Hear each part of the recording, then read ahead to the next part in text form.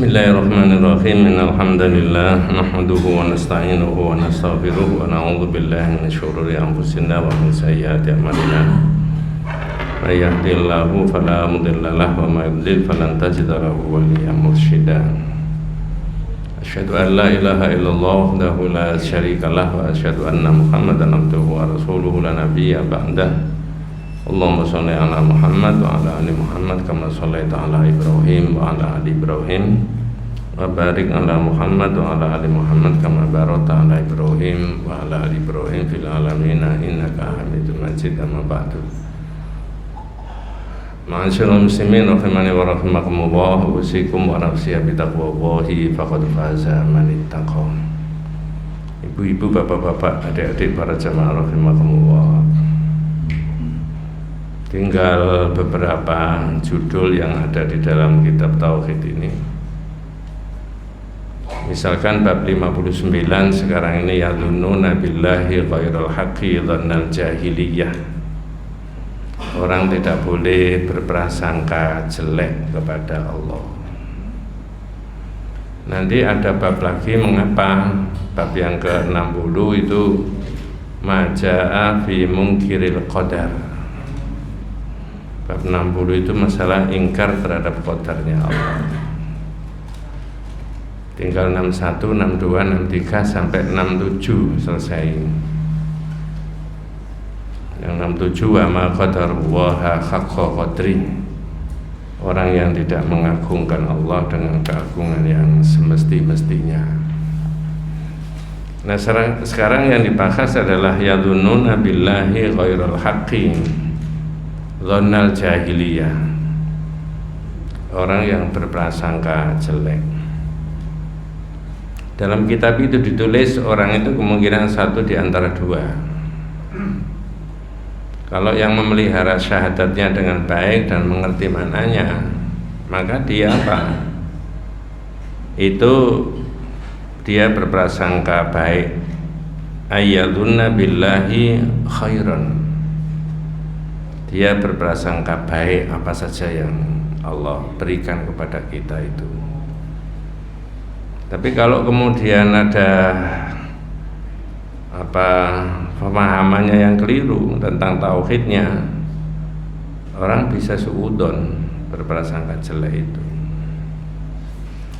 Kemudian dimulai dari mana pikiran kita? Nah, ini jenengan dan saya ingatkan bab-bab yang sudah lewat. Ada kaitannya dengan itu, dimulai dari bab-bab yang sudah lewat. Bab 40. Bab 40 itu manjahada syai'an minal asma'i wasifati. Orang yang ingkar terhadap nama dan sifatnya Allah. Bab 40 itu. Tapi yang ditulis di kitab itu cuma matanya, jadi sederhana.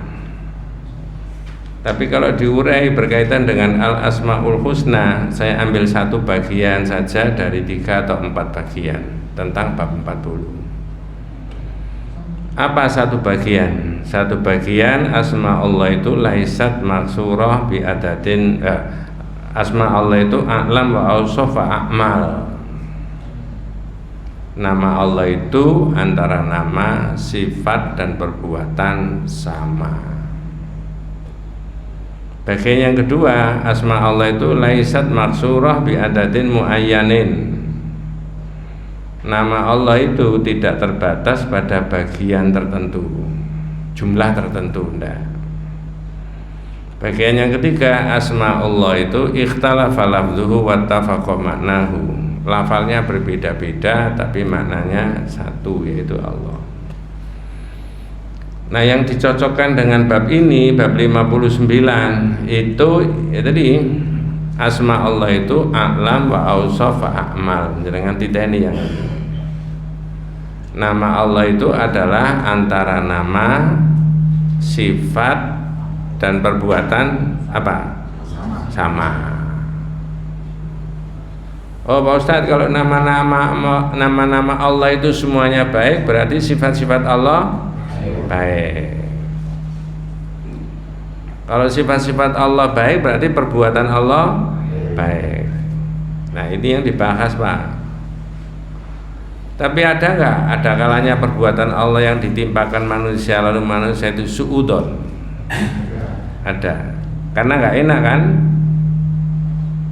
Saya ulangi, ada nggak ada kalanya perbuatan Allah itu atau keputusannya Allah yang ditimpakan kepada manusia lalu dirasakan manusia tidak enak, kemudian manusianya itu suudon.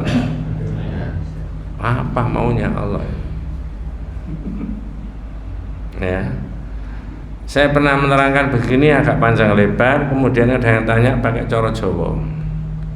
Ustaz ini mau tanya, tapi pakai cara Jawa nggak apa-apa? Oh nggak apa-apa.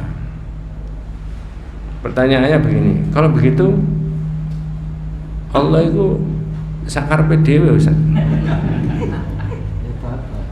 Jawabannya iya Pak. Sehingga oleh sakar PDW itu sampean. Siapa yang melarang Allah Pak? Coba. Tidak ada. Makanya orang ibadah panjenengan dan saya itu karakternya tadzallul wa ta'zim. Apa maksudnya? Merendah-rendahkan diri kepada Allah sekaligus mengagungkan. Tidak ada yang boleh diagung-agungkan atau direndah-rendahkan manusia terhadap yang lain kecuali Allah. Nah, di situ.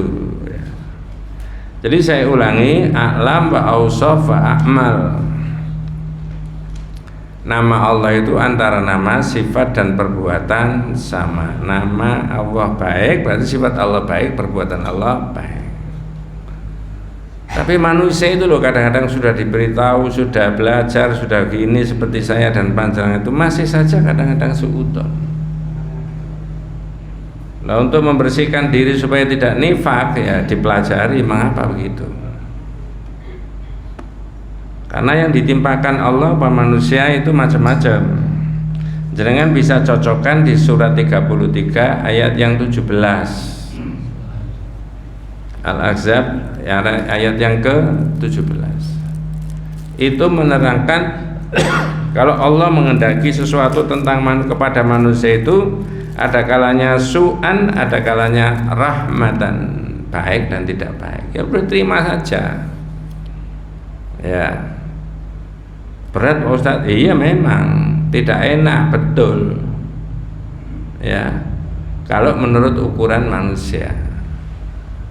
Tapi mau ditingkatkan menjadi orang yang beriman, ya nyaman, ya enak mestinya. Coba kita dengarkan terjemahnya, monggo. Surat Al-Ahzab ayat 17. Katakanlah, siapakah yang dapat melindungi kamu dari ketentuan Allah jika dia menghendaki bencana atasmu atau menghendaki rahmat untuk dirimu? Ya. Siapa yang bisa menolak? Siapa yang dapat melindungi kamu kalau Allah itu menghendaki rahmat atau menghendaki bencana?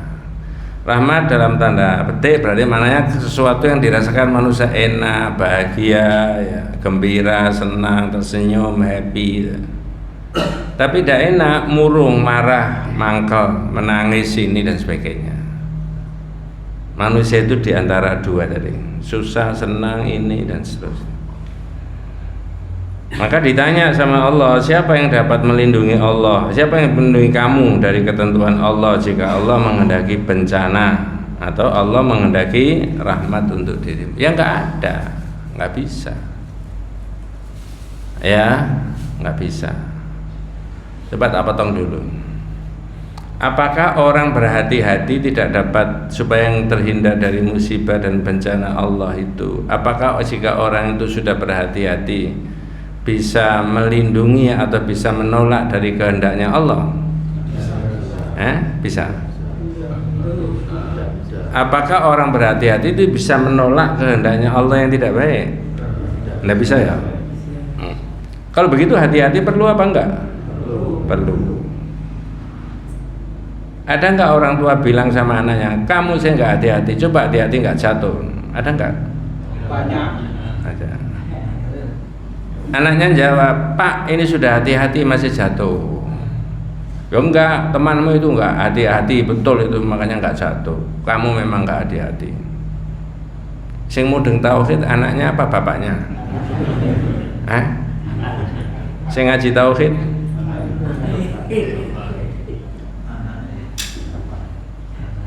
Sing ngerti tauhid anaknya. Sing ngaji tauhid bebas. Mudah-mudahan tidak kita. Ini latihan Pak, begitu itu latihan. Latihan gimana? Ada peristiwa, oh disikapi dengan iman. Ada musibah, disikapi dengan iman. Diyakinkan pakai ayat-ayat ini. Kalau sikapnya begitu enak. Ada keluarga saya itu tertipu, nilainya sampai di atas 100 juta. Hilang sudah. Diajak bisnis sama teman akrabnya gini macam-macam. Awal-awalnya menjanjikan, ya karena teman akrab. Rupanya dia tidak teliti atau gimana, lalu tertipu, hilang. Mau dicari kemana? Tanya sama saya. Ya kalau di tauhid ya sudah Mas, qadarullah, takdirnya Allah.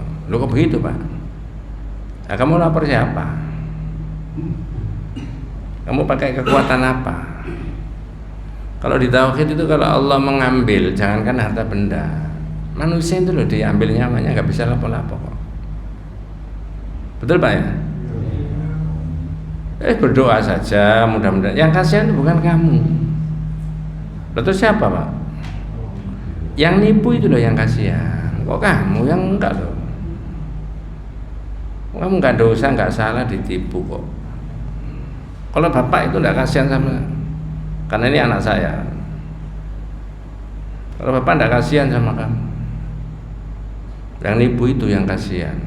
Bener nggak Pak? Bingung? Dia kelihatannya au. Ya kamu tanya saya masalah barang yang sudah hilang itu tadi atau uang sudah hilang. Ya kalau di tauhid ya qadarullah, takdirnya Allah. Kamu lapor gini-gini ya tidak bisa. Lapor ya bisa lapornya, tapi kemungkinan bisa balik. Kalau itu masih milikmu ya balik, atau kamu diganti sama Allah dengan yang lain. Kalau enggak ya sudah, jangankan harta benda, barang, uang. Orangnya itu udah bisa dipanggil sama Allah sewaktu-waktu. Bener nggak Pak? Kalau sudah dipanggil nggak bisa ke masjid, nggak bisa ke musola, dimakamkan sana. Dia takut ya. Wah, kok gitu Pak? Iya, endeng aja, nggak usah angel-angel. Kalau itu masih rezekimu, milikmu ya balik. Kalau enggak ya enggak. Wah, saya nggak perlu dalil, itu aja lah. Tambah bingung kontak dalil ya.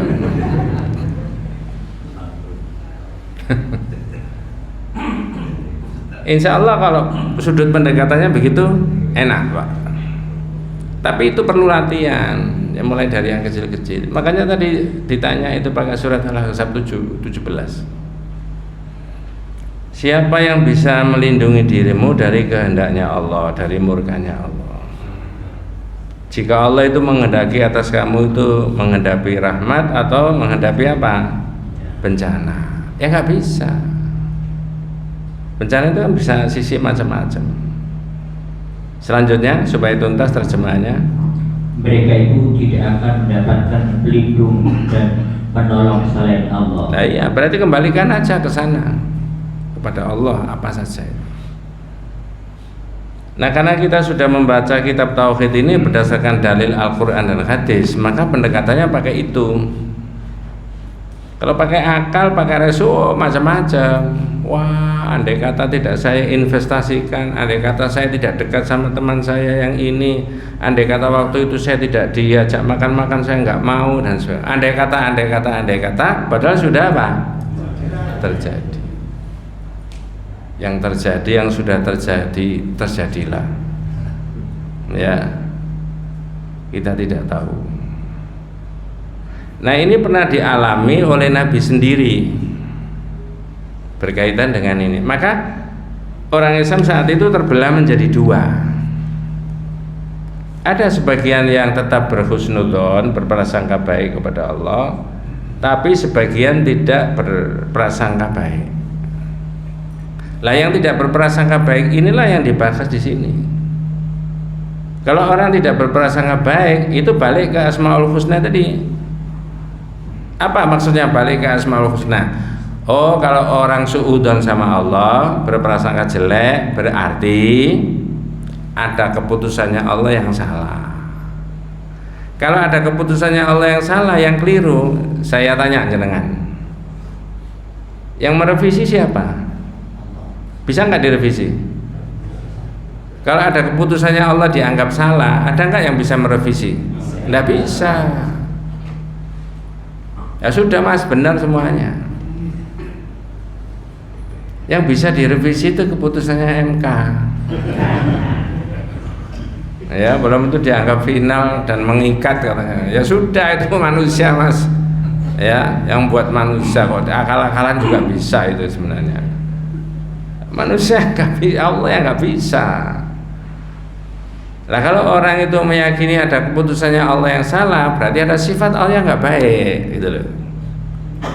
Kalau ada sifat Allah yang tidak baik, berarti ada nama Allah yang tidak baik. Padahal semuanya tadi apa? Baik. Ini harus dimasukkan di memori kita, Pak, di pikiran kita, dalam iman kita. Lalu kejadian yang kecil sekalipun, yang besar sekalipun, itu harus dipakai pendekatannya itu. Ya teorinya memang enak. Maka bab 59 ini nanti didekatkan dengan bab 60, judulnya yang agak mirip. Kalau ini tidak boleh suudzon, bab yang 60 adalah ingkar kepada takdirnya siapa? Allah. Maja'a fi munkiril qadar. Coba tak cek dulu, tak rangsang berpikir bersama saya. Ini kalau saya lihat umurnya macam-macam Pak ya. Ada yang 50, ada yang 55, 60, 65 dan seterusnya. Saya pernah ngomong kalau sudah 60 ini dan sebagainya, ibarat orang berjalan itu lebih dekat yang akan dituju. Betul Pak ya? Ada nggak yang di atas 60? Ada. Tambah ide. Serahkan aja sama Allah, mudah-mudahan kita diberi umur panjang yang barokah Pak ya. Iya. Orang itu diweden-wedeni mati atau enggak ya pasti mati kok Pak. Betul ya? Enteng insya Allah itu ya. Yang penting kita husnul khotimah, masuk surga. Itu aja. Goalnya orang Islam itu. Tidak ada lain. Yang dulu Pak Ustaz ya, dulu ya biarkan dulu ya. Ya orang Islam itu pikirannya masa depan, bukan masa lalu. Nah, tadi saya sebutkan bahwa apa tadi mau tak rangsang ya pikirannya, saya lupa tadi. Pak, mulai kita lahir sampai hari ini tanggal 27 September ya 2024. Apa ada rezeki kita atau nasib kita itu yang ketukar sama orang lain? Tidak ada. Kalau tidak ada, berarti ada nggak masa-masa ketika kita berbangga dengan apa yang Allah berikan kita dalam perjalanan itu? Ada nggak? Ada. Dibalik, ada nggak masa-masa yang kita itu sangat sedih dan susah? Ada.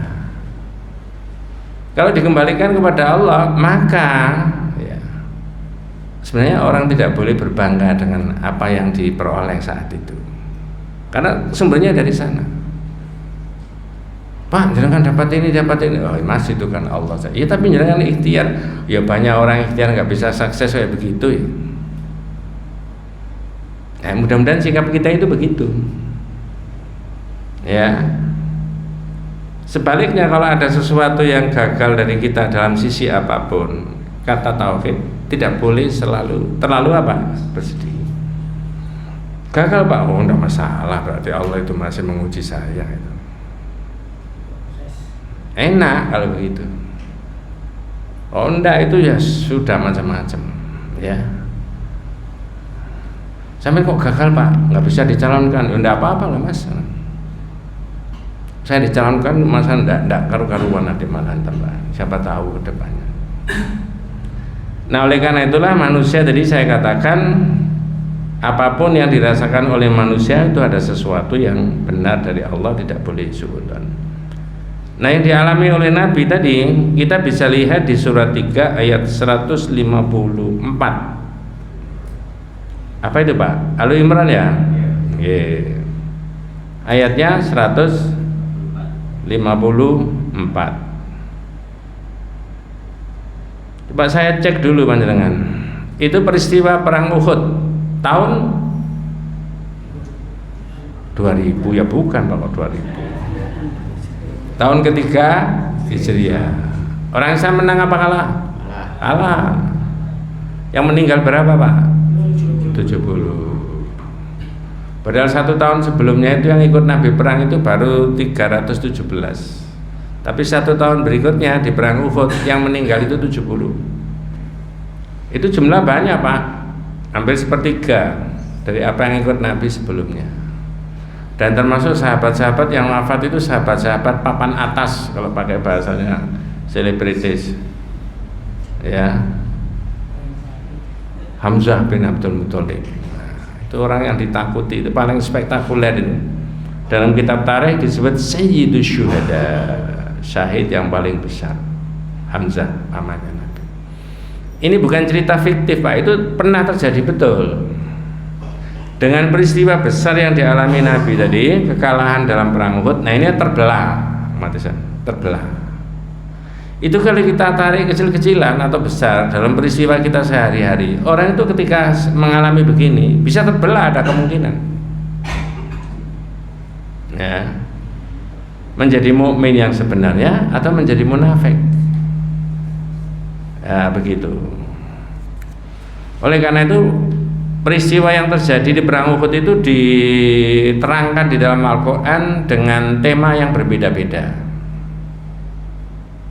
Ada tema yang berkaitan sebagian menghendaki dunia dan sebagian menghendaki akhirat, tidak utuh pikirannya.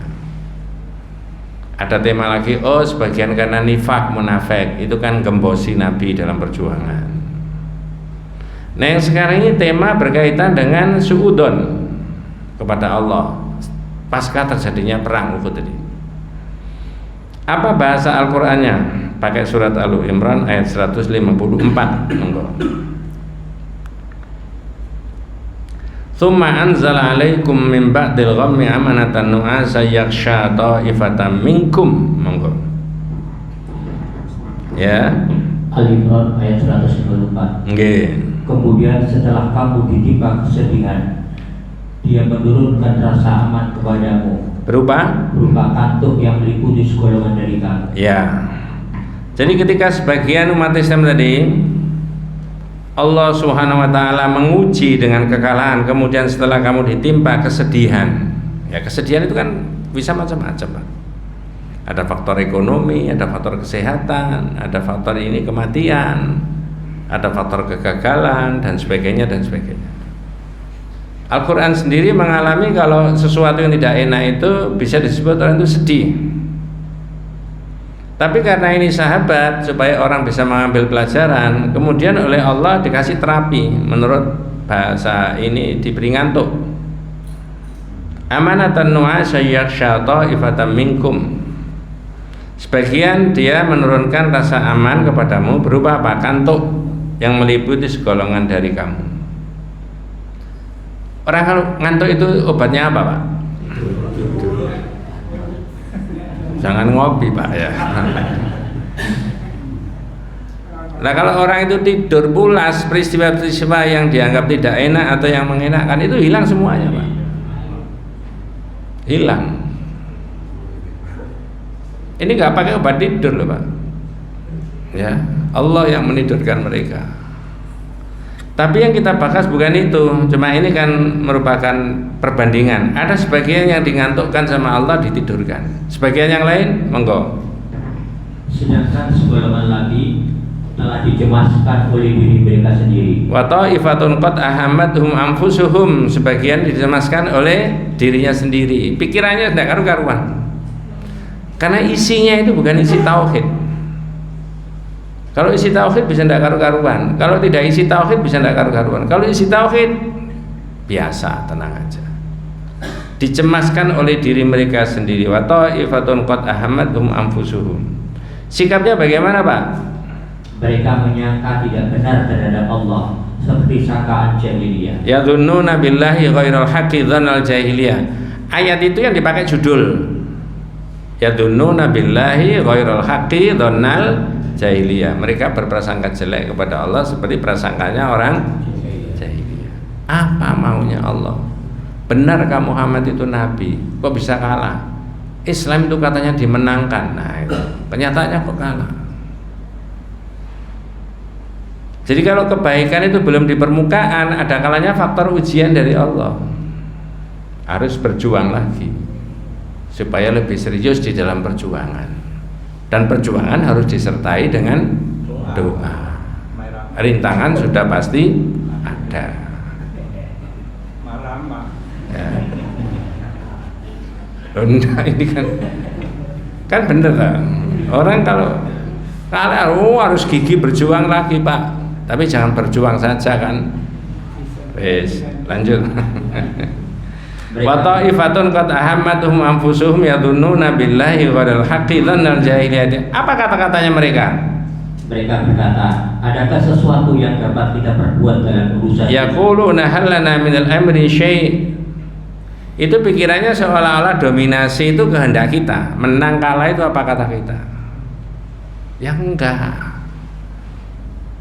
Manusia itu Pak ya, saya enggak bicara orang Islam, manusia itu ya, sebagai bukti tidak berdayanya kepada Allah, ku tak berdaya, kan tidak berdaya teman-teman saya. Buktinya dibuat oleh Allah secara pelan-pelan menjadi tua, itu tidak berdaya, nggak bisa. Saya melihat panjenengan sekarang dengan 2 tahun yang akan datang beda nanti, betul Pak ya? Dan itu nggak usah disesali, ya. Jangan kan sudah sepuh, oh alhamdulillah, begitu, ya. Jangan kan kok tambah tua banyak penyakit, ya mesti aja mas, nggak apa-apa, nggak apa-apa. Jangan emosi digitukan. Nanti sama tambah tua banyak penyakitnya bisa meninggal loh Pak. Oh nggak apa-apa, semua orang yang meninggal. Yang jadi masalah itu kalau mati tidak masuk surga itu loh. Nah itu. Kalau visi misinya begitu kan enak. Nah ini lain. Hal lana minal amri min syai'. Nabi Muhammad suruh jawab. Monggo. Katakanlah Muhammad, sesungguhnya segala urusan itu di tangan Allah. Iya. Ini jam sekian hari Jumat ya, tanggal 27. Nanti habis sisa ada peristiwa apa? Nggak tahu. Itu rencana.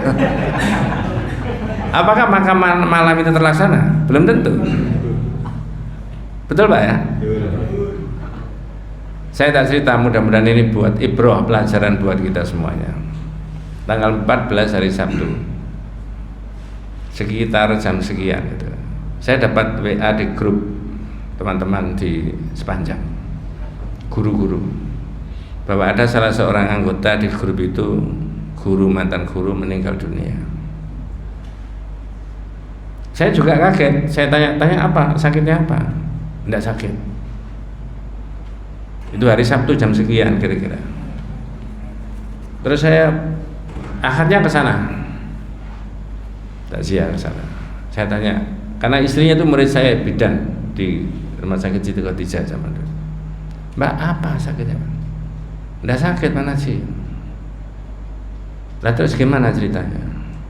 Jam 2, jam 3 itu Bu sama saya bawa mobil itu loh Pak. Pulang habis dari sana, sholat di masjid itu jamaah selesai, habis itu istirahat, sudah biasa Pak karena sudah 60 sekian, 62 apa 63. Tak guyon nih, saya tua aku Mbak. Ya.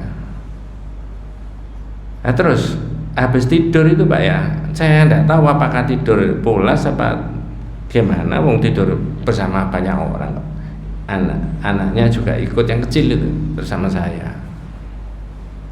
Tiba-tiba pusing, ayah kok pusing, ayah pusing. Sama istrinya ditensi, istrinya bidan, diambilkan oksigen, barangkali sesak nafas. Diteleponkan ambulan di rumah sakit, ternyata ambulannya nggak ada dipakai. Di Sanodin Gresik di Kedamaian, ya. Kedamaian itu kecamatan apa ya? Yang pernah jadi viral, kedamaian itu loh ya.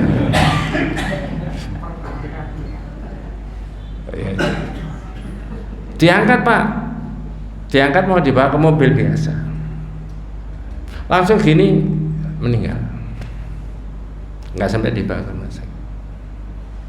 Jadi antara tadi bisa ngomong bercengkrama guyon ini dengan meninggal itu cuma hitungan menit. Coba hitungan menit.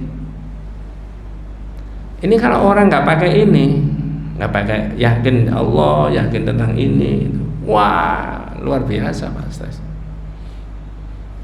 Baru saya tanya yang lain-lain, apa ada indikasi sebelumnya? Ya saya nggak ngecek, mungkin ada ya, nggak ngerti Pak. Tapi nggak pernah ada mengeluh apa-apa. Bisanya 63 apa 60 berapa. Coba kalau nggak pakai ini, nggak pakai iman sama Allah, bahwa Allah itu, manusia itu tidak berdaya menghadapi kehendaknya Allah itu. Dan kehendaknya Allah itu tidak ada yang salah, kan begitu Pak ya tadi bahasanya. Orang nggak boleh suudon. Maka tadi saya tanya, nanti habis Isya ada Pak makan, itu rencana, betul Pak ya? Apa terlaksana betul? Belum tentu. Rencana bisa, insya Allah. Teman saya tadi, lalu saya bilang ya mudah-mudahan Allah memberikan rahmatnya, mengampuni segala dosanya, memasukkan dalam golongan orang yang saleh. Itu kalau pakai ini, pakai apa namanya, perasaannya manusia. Tadi sore itu loh, tadi pagi itu loh masih sarapan sama saya, tadi siang itu di manten masih makan sama saya, makan malam sudah tidak bisa, sekarang sudah dimakamkan di kuburan. Coba manusia itu begitu Pak. Masya Allah, astagfirullah.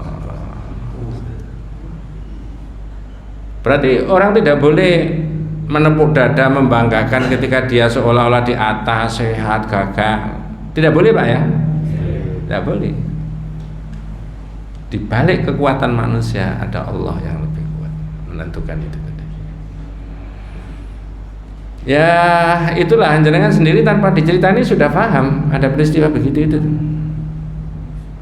Tapi karena dibacakan ayat tadi, yaquluna hal lana minal amri syai', lalu dijawab qul innal amra kullahu lillah. Segala perkara itu di tangan Allah.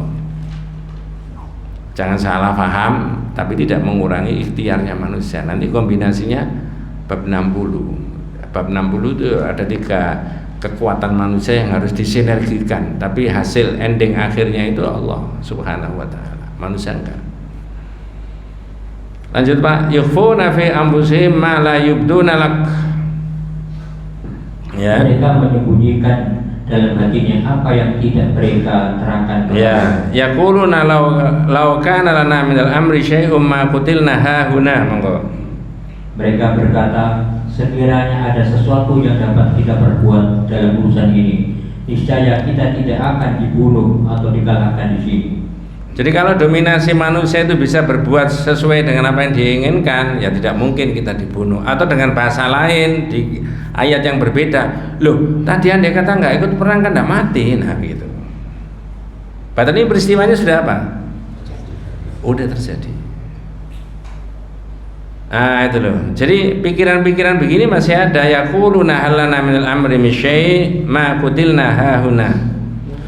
Orang masih ngeyel kayak begitu Pak. Ya. Bagian kita itu mana? Andai kata kita itu bisa mengambil bagian kan kita ini nggak dibunuh. Nah ujung-ujungnya diajak bicara sama Allah, itu didhawuhi sama Allah. Apa? Monggo. Katakanlah Muhammad, meskipun kamu ada di rumahmu, niscaya orang-orang yang telah ditetapkan Allah mati terbunuh itu keluar ke tempat mereka terbunuh. Ya, qul law kuntum fi buyutikum la barazal ladzina kutiba alaihimul qatlu ila madajihim. Katakan Muhammad, andai kata kamu di rumah, tentu saja orang yang ditetapkan Allah itu mati tidak di situ, dia akan menuju ke tempat kematiannya. Betul Pak? Ada nggak satu peristiwa yang jenengan pernah dengar ada sebuah pesta di dalamnya orang makan dengan happy-happy, keluarga, family, teman-teman dan sebagainya. Tiba-tiba ada satu atau dua di antara mereka itu keluar, lalu ada kejadian tidak diinginkan di luar, lalu orang itu meninggal. Ada begitu? Ada. Makanya jangan keluar-keluar sampai. Ini sampai Allah itu bilang, andai kata kamu itu di rumah, ya kamu itu akan menuju ke tempat yang dimana kamu akan dimatikan Allah di situ. Masih terngiang Pak di telingaku ya. Apa yang terngiang di telinga kita itu? Ada anak muda digadang-gadang sama bapaknya mulai dari kecil, menurut berita keluarga itu cuma punya anak laki cuma satu, itu disekolahkan sudah lulus S1 dari perguruan tinggi yang sangat bergengsi di Indonesia. Bapaknya adalah pejabat di daerah itu, orang nomor 1 di daerah itu. Tiba-tiba sama bapaknya, keluarganya diajak ke luar negeri, maksudnya mau disekolahkan di S2 ke sana. Harapan orang tua sangat tinggi nanti bisa menggantikan dalam posisi ini itu. Boleh, itu semuanya rencananya manusia. Betul Pak ya? Tiba-tiba itu tanpa pengetahuan orang tua, anak itu berenang di sungai di luar negeri. Ngerti maksud saya? Tiba-tiba meninggal. Dirasakan oleh keluarganya. Ini tak ceritakan dengan maksud, dengan harapan mendoakan keluarga itu mudah-mudahan Allah memberikan rahmat semuanya dan menggantikan yang terbaik. Dirasakan oleh keluarga, enak Pak? Jangan nggak balance sepertinya. Posisi strategis punya jabatan, secara ekonomi tidak berkekurangan dibandingkan rata-rata manusia Indonesia pada umumnya. Bisa menentukan apa-apa, pamornya, status sosialnya. Tapi kok anaknya dimatikan sama Allah dengan cara begitu? Jelas gak enak itu.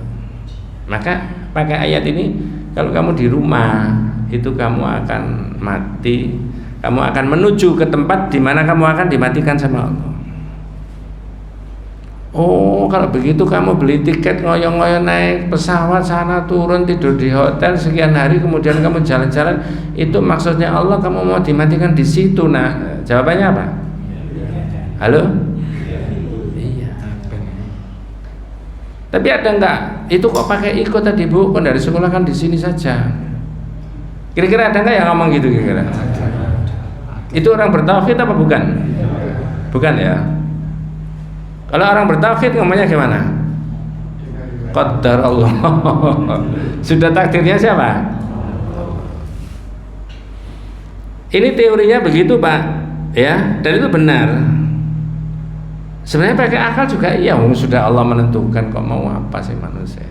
Nggak boleh sudut. Begitu. Lau kuntum fi buyutikum la barazal ladzina kutiba alaihimul qatlu ila madajihim. Lanjut Pak. Allah berbuat demikian untuk menguji apa yang ada dalam dadamu. Ya. Terus apa yang ada dalam hatimu. Dan Allah Maha mengetahui isi hatimu. Ya. Dalam penjelasannya di kitab itu Pak, kalau orang itu suudzon kepada Allah, ada kemungkinan satu di antara dua atau kedua-duanya. Saya ulangi, kalau orang itu suudzon kepada Allah dalam penjelasan di kitab itu, kemungkinan satu di antara dua atau kedua-duanya. Apa satu di antara dua? Satu, ingkar fil qada. Orang itu mengingkari qadanya Allah, ketentuannya Allah. Yang kedua, ingkar fil hikmah. Yang jelas bisa kedua-duanya. Apa maksudnya ingkar fil hikmah? Yaitu mengingkari di balik peristiwa yang tidak enak, bukan suudzon yang dimajukan, tapi mencari hikmah di balik itu apa sebenarnya. Saya tanya panjenengan, hikmah itu bisa diketahui jadi wong Jawa sak nyet saat itu? Lah ya, bisa nggak saat itu langsung dirasakan? Enggak toh? Bisa satu pekan yang akan datang? Enggak tentu. Bisa sampai 1 tahun nggak? Bisa sampai 10 tahun? Bisa. Cari ada hikmah di balik itu. Tapi kalau orang yang suudon tadi, ingkar fil qada wa ingkar fil hikmah, ya. Kemudian ada bahasa yang lain, inna dzannasu billahi yunafi kamal tauhid. Orang yang berprasangka jelek kepada Allah itu mengurangi kesempurnaannya tauhidnya. Kalau mengurangi kesempurnaannya tauhidnya, wa yunafi al-iman bil asma'i wa sifat, dan orang itu juga mengurangi keimanannya terhadap asma-nya Allah, nama-nama Allah. Yang jenengan tadi faham nama-nama Allah itu semuanya apa? Baik. Dalilnya walillahil asmaul husna fad'uuhu biha. Allah itu memiliki asmaul husna, maka bermohonlah kepada Allah dengan menyebut asmaul apa? Husna. Fa inna dzannasu billahi lam takun al asmaul husna. Maka sesungguhnya barang siapa yang berprasangka jelek kepada Allah, maka orang itu tidak yakin bahwa nama-nama Allah itu semuanya husna, baik. Ya, karena tadi di awal saya sebutkan karakternya nama Allah itu baik, berarti sifat Allah baik, berarti perbuatan Allah baik. Terakhir, saya boleh tak dongengi, Pak? Kurang berapa menit?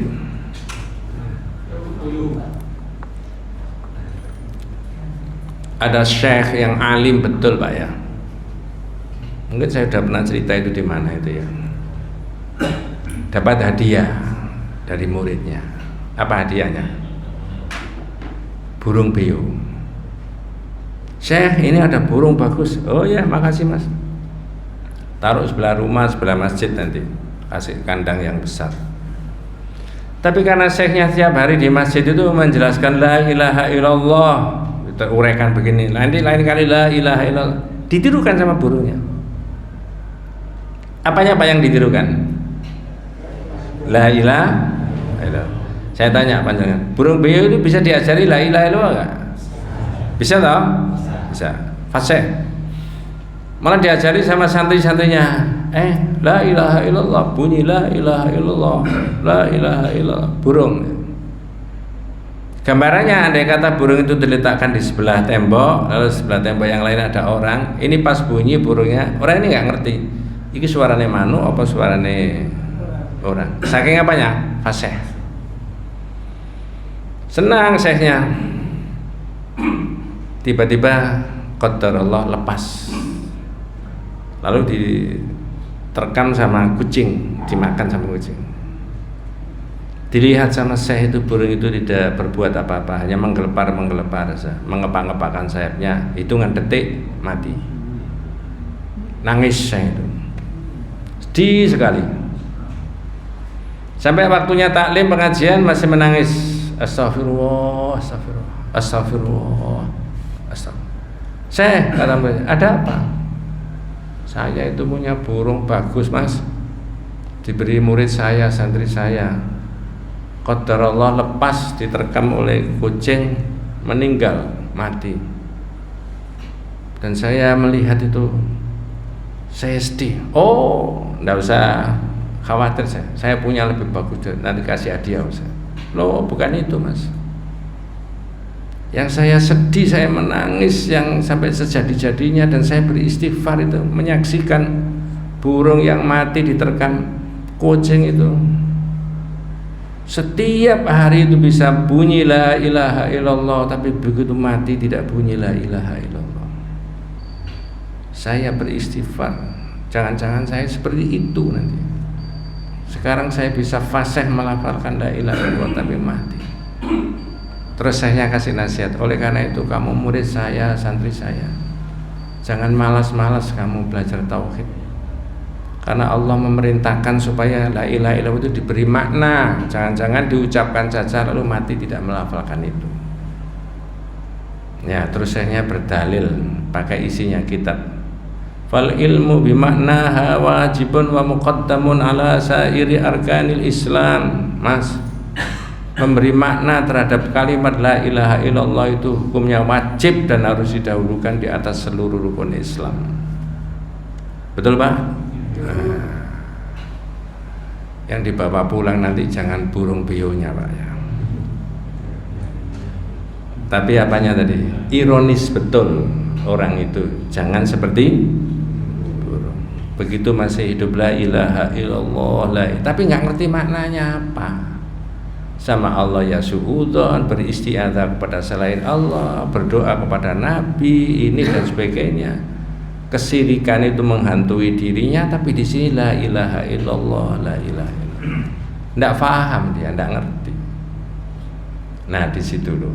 Maka kewajiban untuk menggali makna dari la ilaha illallah itu adalah kewajiban individu. Betul Pak?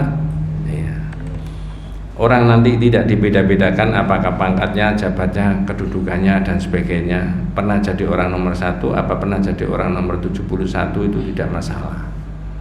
Yang penting mengamalkan makna dari 2 kalimat apa? Syahadat. Ya, maka yang ditangisi syekhnya itu ya itu tadi. Ya. Itu tiap hari bisa bunyi puluhan, ratusan, bahkan ribuan kalimat la ilaha illallah, tapi mati tidak bisa bunyi apa-apa karena nggak ngerti maknanya apa yang dimaksudkan dengan la ilaha illallah. Maka Syekh Jamil Zainu tadi kasih nasihat buat saya dan kita semuanya, fal ilmu bimaknaha wajibun wa muqaddamun ala sairi arkanil Islam. Maka memberi makna terhadap 2 kalimat itu harus wajib dan harus diapakan? Didahulukan di atas seluruh rukun Islam. Wallahu a'lam. Mudah-mudahan panjenengan dan keluarga saya, kita semuanya senantiasa diberikan rahmat, diberikan barokah hidayah Allah Subhanahu wa taala. Hadanallahu wa iyyakum ajmain. Kita tutup dengan doa kafaratul majlis. Subhanakallahumma wa bihamdika asyhadu an la ilaha illa anta astaghfiruka wa atubu ilaik. Assalamualaikum warahmatullahi wabarakatuh.